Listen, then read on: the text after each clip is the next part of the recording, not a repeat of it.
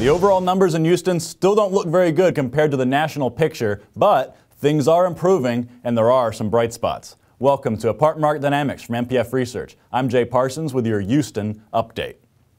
We told you earlier about Dallas-Fort Worth, where the recovery so far has been very lopsided. Very good improvement in the upper tier segments, but still some struggle in more affordable, older apartments. And it's a very similar story in Houston, but Houston's probably a little further behind in the recovery process. The good news is that apartment demand hasn't been this strong since really the 2005, when hurricane evacuees drove in to Houston apartments. About 15,000 units absorbed in Houston in 2010. Very good number, but overall occupancy in Houston is still below 90%. In fact, just 89% as of the year end of 2010. That is the weakest rate among major Texas markets. Overall occupancy did backtrack in fourth quarter, down a slight 0.4 points, but it climbed 1.5 points annually.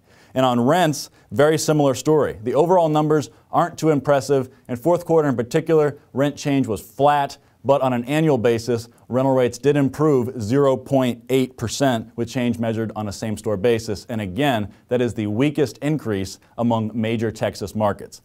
And as we told you about in Dallas, we see a big difference when we look at performance by product type and product age category. Starting with occupancy, take a look at this chart here. You see that occupancy rates are above 91% only in apartments built in the 1990s and 2000s. Occupancy is up 4.5 points annually in the newest segment, thanks to recent completions progressing through initial lease-up, but still very weak rates in older properties. At the bottom, the large stock of 1970s vintage communities were just 85.5% full. That is down 0.8 points annually, and it's down 5.4 points in the past 2 years. And it's a very similar story with rental rates. Rental rates are up more than 2% annually in the two newest segments, but no meaningful improvement in older apartment communities. That important 1970s niche saw rents fall 1.7% in 2010.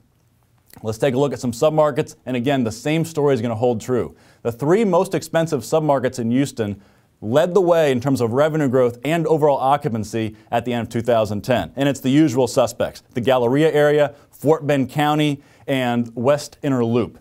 These are the only three submarkets in Houston that have occupancy rates above 90%, and they led the metro with revenue growth of at least 5% in 2010. And again, revenue growth is the combination of same-store rent change and occupancy change.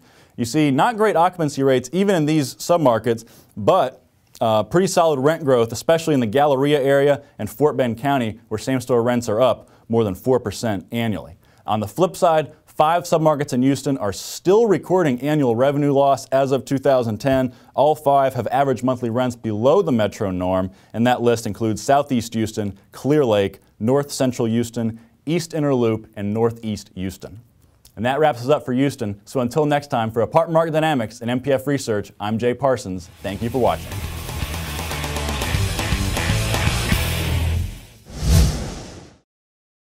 Want more?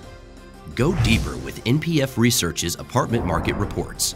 From a national level, down to individual metros, to specific neighborhoods, NPF Research has been providing unparalleled apartment market intelligence to the multifamily industry for almost 5 decades.